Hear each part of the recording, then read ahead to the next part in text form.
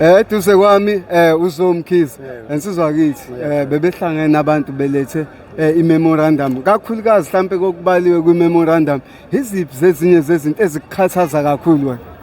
Into engikhathaza kakhulu omfowethu ikakhulukazi umgungundlovu iMaritzburg ngendlela engcole ngayo futhi okunye ingcolile nje umubuka umasipala utelekile njengamanje. Umubuka abantu abenza ubunuku kakhulu abantu abaqhamuka ngaphandle. Futhi enye into esilimazayo bagcwele kakhulu labantu abangekho emthethweni babe ngaphakathi. And futhi ma social media bayadelela uyizwa leyo nto. So kuve kubhlungu futhi ezweni ovota kulo ungabi nelungelo. Uncishe amandla endaweni ovota kuyo uyizwa leyo nto. Ngeke ngathola uhulumeni wakwelinye izwe wathi uhulumeni wakwelinye izwe mina ngikwazi ukusuka la ezweni lami ngikhipha imali ngiyolanda igebengu. Wathi njengoba bekwelinye izwe bengene ngokungemthetho okusho uba igebengu labo bantu. Ngigcine esho njalo ekhuluma ngolimi lesilungu. Izwe ngeke ngichaze kakhulu yabo. Kodwa into esikhathazayo la mfowethu sebebaningi kakhulu ngale ndlela le enesicefo. Kuma social media bayadelela kuma social media. Manje mfowethu njengoba ngitshela ukuthi kubhlungu ukuphatha umuntu ezweni lakho ovota kulona. Okubhlungu mfowethu kunabantu esibathembayo esabavota sababeka phezulu kwabona basidayisa. Eyizwa leyo nto. Ngoba umbuzo wami wona lo ukuthi iphathimandla zithini ngalesimo esisibonayo ePietermaritzburg. Umubuka njengamanje uhulumeni osiphethe ubabona amaphosa akayiphawuli le ndaba kodwa uthe ephawule egcineni wambona ukuthi unesayidi lo yabona.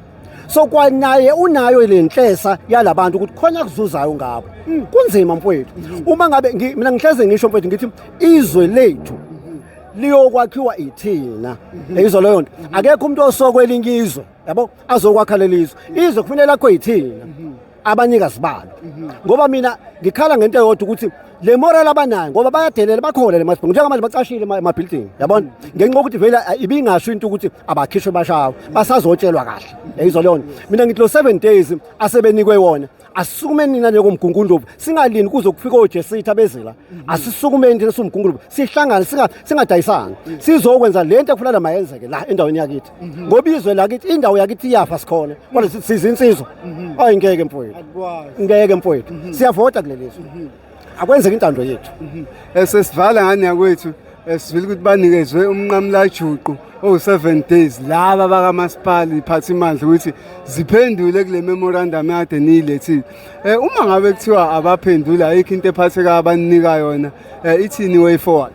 Uma ngibuka mina ngokwami kuya ngokuthi la eMaritzburg emgungundlovu uma kukhona insizwa uhulumeni vele uzongenela ngendlela kuzokwenzeka ngayo ngoba phela uma sekubuya uma bengaphenduli abantu esibhekene abazomasajwa phela bazolibe masajwa cha bazodliwa isona isiqwayi bazophuma ngaso isiqwayi ila ezongena khona uhulumeni lenkani yakhe ke manje abesephendula bese buza ukuthi ngoba umbuzo uzothi siyaqala ukwenza lento asifanele sikubikele uphendule wathini ngoba phela abantu sibabeke phezulu yibona abafika basilawule ukuthi basiphendulele basinike impendulo esizidingayo.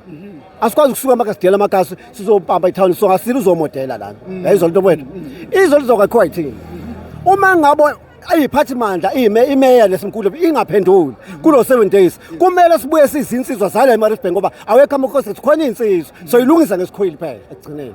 Ngiyawe siyabanga isikhathi sakho. Thank you mfowethu ngiyabonga.